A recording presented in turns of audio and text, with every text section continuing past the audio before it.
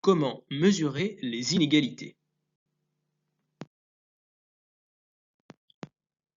À l'issue de cette vidéo, vous devrez être en mesure de maîtriser les principaux outils statistiques qui permettent de mesurer les inégalités. Écart et rapport interdécile, courbe de Lorenz, coefficient de Gini et top 1%.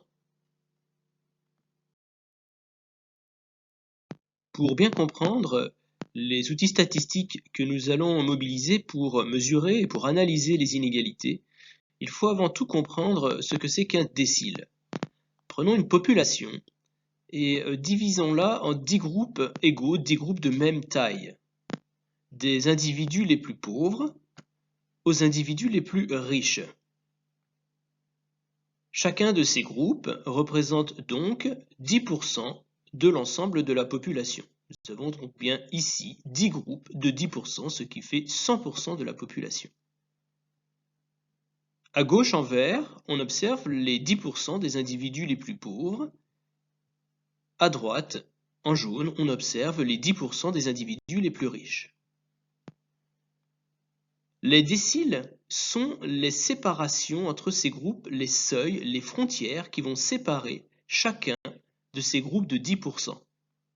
Il y a donc 9 déciles notés de D1 à D9. D5 est un décile particulier puisque D5 est la médiane, c'est-à-dire que D5 partage la population en deux groupes égaux représentant chacun 50% de la population. Sous D5 se situent donc les 50% des individus les plus pauvres. Au-dessus de D5 se trouvent les 50% des individus les plus riches. Prenons un premier cas de figure. Supposons que D1, le décile numéro 1, soit un salaire de 1000 euros. Alors cela signifie que les 10% des individus les plus pauvres ont un salaire inférieur à 1000 euros et par conséquent, les 90% restants ont un salaire supérieur à 1000 euros. Prenons un autre cas de figure, un cas dans lequel D9 est un salaire de 4000 euros. Bien dans ce cas, on peut dire que les 10% des individus les plus riches ont un salaire supérieur à 4000 euros, alors que les 90% restants ont un salaire inférieur à 4000 euros. À partir de ces déciles, nous pouvons maintenant présenter les deux premiers instruments de mesure des inégalités, écart et rapport interdécile. Reprenons le scénario précédent de décile de salaire, D1 égale 1000 euros et D9 égale 4000 euros. On peut commencer par calculer l'écart interdécile. Pour cela, il suffit de procéder à la différence entre D9 et D1. On obtient ici un écart interdécile de 3000 euros, ce qui signifie que les 10% des individus les plus riches ont un salaire supérieur d'au moins 3000 euros à celui des 10% les plus démunis. On peut également calculer le rapport interdécile en procédant à la division entre D9 et D1. Dans ce cas-là, on obtient un rapport interdécile de 4. Le rapport à l'interdécile correspond à un coefficient multiplicateur. On peut alors dire que les 10% les plus fortunés ont un salaire au moins 4 fois supérieur à celui des 10% les plus pauvres.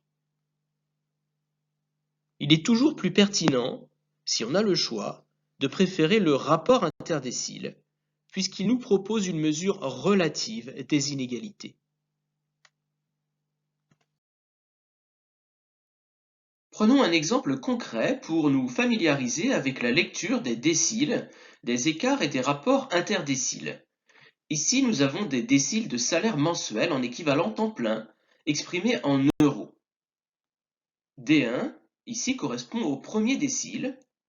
La valeur observée signifie que les 10% des individus les plus pauvres ont un salaire inférieur à 1282 euros, c'est-à-dire inférieur à D1.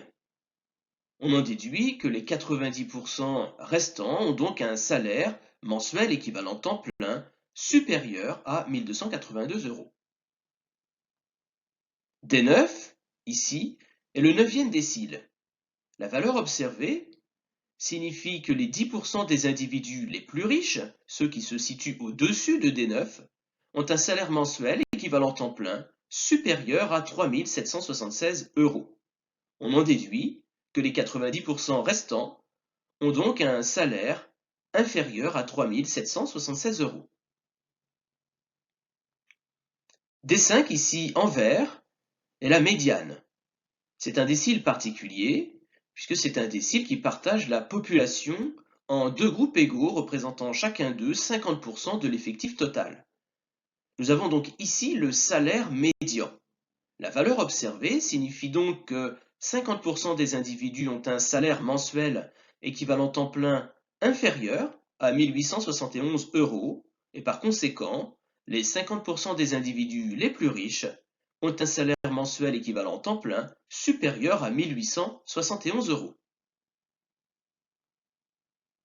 L'écart interdécile, ici en bleu, correspond, on le rappelle, à la différence entre D9 et D1.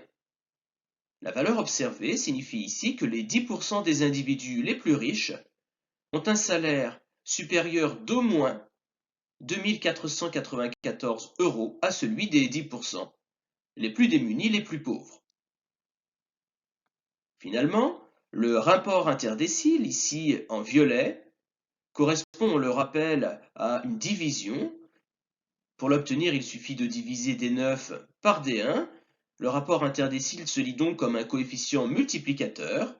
On peut donc dire ici que les 10% des individus les plus riches ont un salaire mensuel équivalent temps plein au moins 2,9 fois supérieur à celui des 10% des individus les plus pauvres.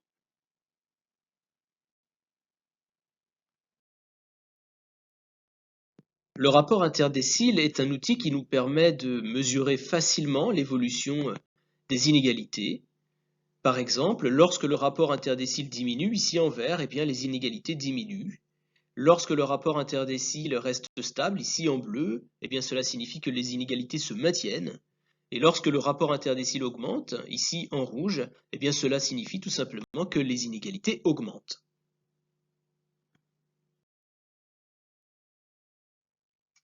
Nous venons de présenter les déciles et de les utiliser pour mesurer les inégalités, mais il existe d'autres quantiles, il existe d'autres manières de fractionner, de diviser une population pour analyser les inégalités. On peut par exemple diviser une population en 4 groupes égaux. Dans ce cas, chacun de ces groupes représente 25% de la population, et on parlera alors de quartiles. On peut aussi diviser une population en 5 groupes égaux. Dans ce cas-là, on aura 5 groupes de 20% et on parlera de quintiles. On peut finalement diviser une population en 100 groupes égaux. Chacun de ces groupes représentera alors 1% de l'ensemble de la population et on parlera de centiles. Dans le cas des centiles, on remarque qu'il y a bien 100 groupes de 1%, mais il y a 99 intervalles entre ces groupes. Il y a donc 99 centiles. Pour tous ces quantiles, on pourra calculer des écarts et des rapports, écarts et rapports interquartiles, écarts et rapports interquintiles, écarts et rapports intercentiles.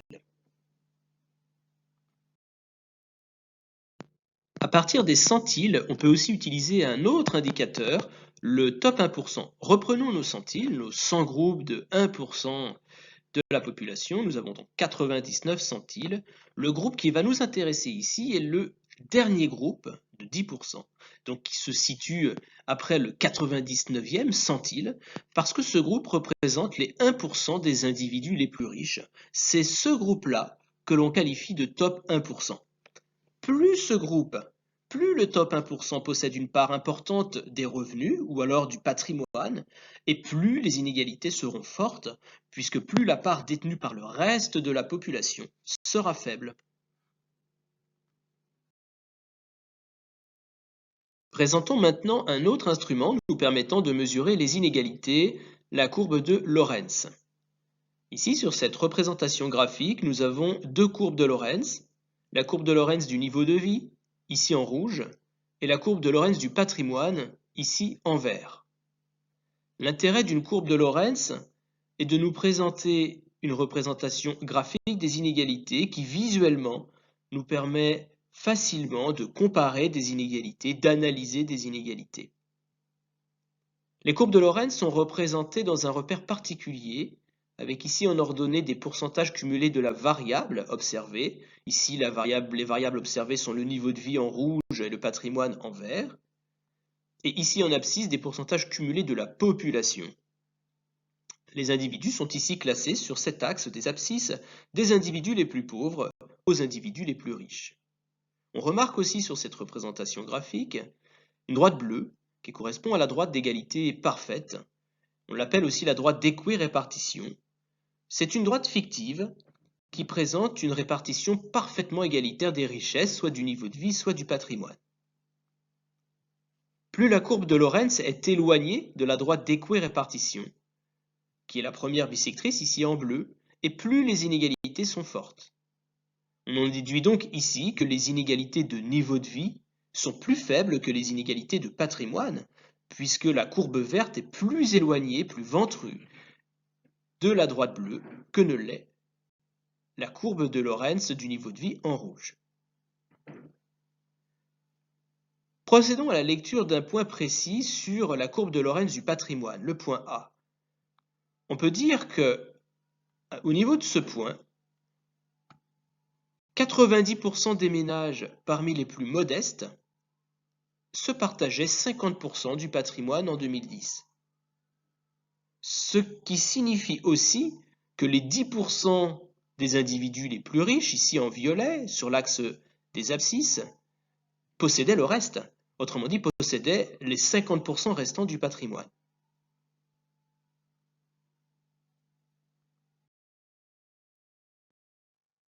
À partir des courbes de Lorentz, on peut calculer le coefficient de Gini, qui nous permettra d'avoir une mesure chiffrée des inégalités. Comment calcule-t-on le coefficient ou l'indice de Gini? Par exemple, nous allons le faire ici pour le niveau de vie. Pour calculer cet indice de Gini du niveau de vie, nous allons procéder à une division, un rapport entre d'un côté l'aire qui se situe entre la droite d'égalité parfaite et la courbe de Lorentz du niveau de vie, et le triangle ABO qui représente l'aire sous la droite d'égalité parfaite. En procédant à ce rapport, on obtient alors une donnée chiffrée que l'on appelle indice de Gini ou coefficient de Gini. Cet indice, ce coefficient, se situe toujours entre 0 et 1. Plus il se rapproche de 0, et plus les inégalités sont faibles, puisque plus il se rapproche de 0, et plus cela signifie que la courbe de Lorentz est proche de la droite bleue, est proche de l'égalité parfaite. En revanche, plus le coefficient de Gini se rapproche de 1, et plus les inégalités sont fortes, puisque cela signifie que la courbe de Lorentz s'éloigne de plus en plus de la droite d'égalité parfaite ici en bleu. On peut déduire par exemple de cette représentation graphique que l'indice de Gini du niveau de vie sera plus proche de 0 que l'indice de Gini du patrimoine, qui lui sera plus proche de 1, puisque les inégalités concernant le patrimoine sont plus importantes que les inégalités concernant le revenu.